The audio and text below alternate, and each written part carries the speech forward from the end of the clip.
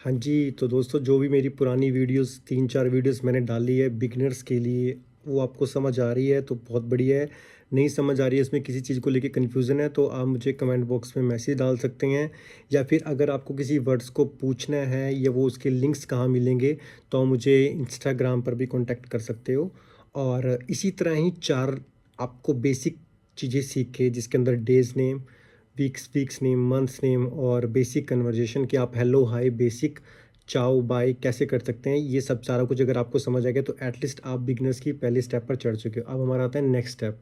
तो अब हमें थोड़े से वर्ड्स को याद करना बड़ा ज़रूरी है कि किसी चीज़ को क्या बोला जाता है।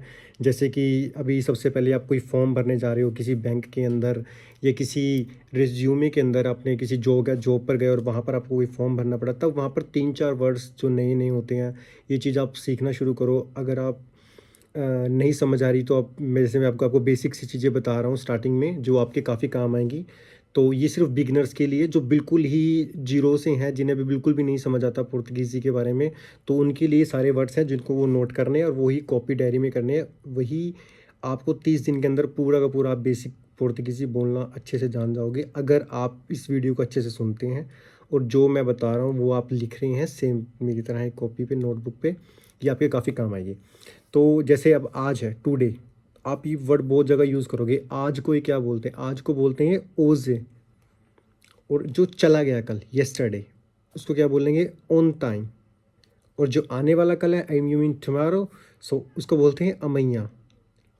ओजे आज, जो बीत गया कल, येस्टरडे, वो ऑन टाइम, और जो आने वाला है वो है अमैया।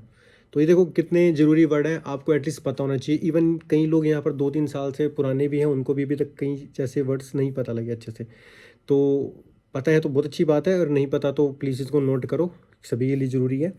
फिर दिन आता है, दिन, डे को ये बोलते हैं दिया, वीक को बोलते हैं समाना, ये मैंने पहले भी बताया था, मंथ को मेष, और ईयर को अनो, एक साल को मनो, ठीक है। तो ये हो गया। और उसके बाद कुछ वर्ड्स इनके ऐसे हैं जो बहुत ज़्यादा सिमिलर हैं इंग्लिश के मुकाबले, जैसे पॉसिबल। पॉसिबल को ये पॉसिबल ही बोलते हैं।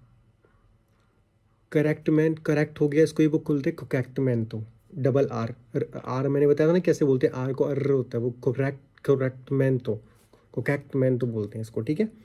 तो अब इज़ इट पॉसिबल, अगर आप कोई काम करना चाह रहे हो, किसी को ड्रॉप करना है, तो आपने कभी किसी से पूछ लिया कि इज़ इट पॉसिबल, तो आप यहीं पर ये वर्ड यूज़ करोगे, ई पॉसिबल, ठीक है।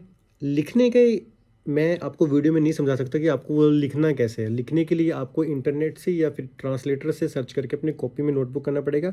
मैं आपको जस्ट बोलना सिखा रहा हूँ कि ताकि आप किसी बेसिक जगह पर जॉब ढूंढने जाएँ या बात करने जाए, तब आपको कोई भी परेशानी ना हो, ठीक है जी।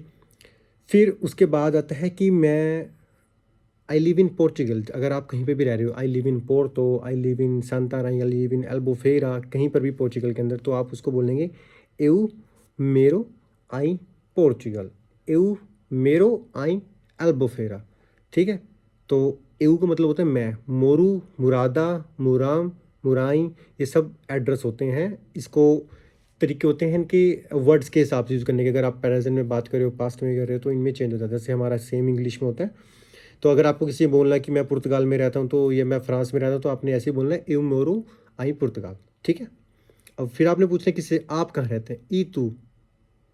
और अगर प्रोफेशनल पूछा ई वस से, कि आप बताइए, कि आप बताएं कहाँ रहते हैं, ई वो, ई तू, या फिर ई वसे ऑन दे मोरिश, कि आप कहाँ रहते हैं, आपका मुरादा कहाँ है, ठीक है। तो वो बताएगा कि भी मैं सेम आई यू, यू मोरू आई सिल्वस, यू मोरू आई पोर्तो, सेम, ठीक है।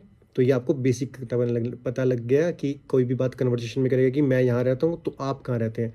ये आपको बहुत अच्छी चीज़ पता लगी है। पॉसिबल पता लग गया, ई पॉसिबल, इज इट पॉसिबल, ये क्वेश्चन में भी आ सकता है। फिर आते हैं नाम, नेम। कहीं पर फॉर्म में लिखा होता है कि आप अपना यहाँ पर नोमो कंप्लेंटो, नोमे कंप्लेटो, तो वहाँ पर अगर आपको फुल नेम लिखना है, नोमो कंप्लेटो, तो वहाँ पर आपका फुल नेम आएगा।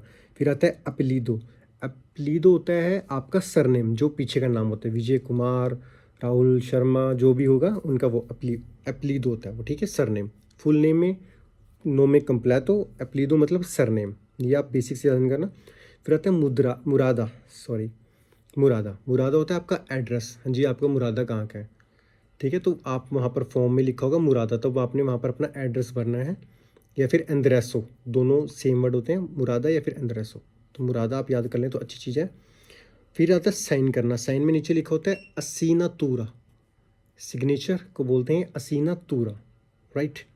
बिल्कुल सिंपल सा है। ये 5-6 वर्ड्स हैं स्टार्टिंग के। दिनों के नाम कैसे हो रहे हैं, आज को, कल को, परसों क्या बोला जाता है, मैं कहाँ रहता हूँ और आप कहाँ रहते हैं, ये पूछना आपको आ गया। नाम, आपका एड्रेस, सरनेम और सिग्नेचर, ये आपको पता लग गया। तो देखो बहुत कुछ आप 3-4 मिनट के अंदर सीख सकते हो अगर आप अपने आप चाहें तो। बाकी एक बहुत ज़्यादा अच्छा वर्ड है 2023 अभी जो चल रहा है, वो किसी को नहीं बोलना आता, पुर्तगीज़ी के अंदर कैसे बोलेंगे तो वो सीख लो। लास्ट में एक टिप्स दे देता हूँ, उसको बोलेंगे 2023, 2023,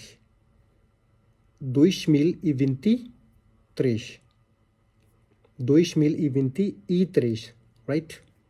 थैंक यू। अगर आपको वीडियो अच्छी लगी हो तो 2023 यानी 2023।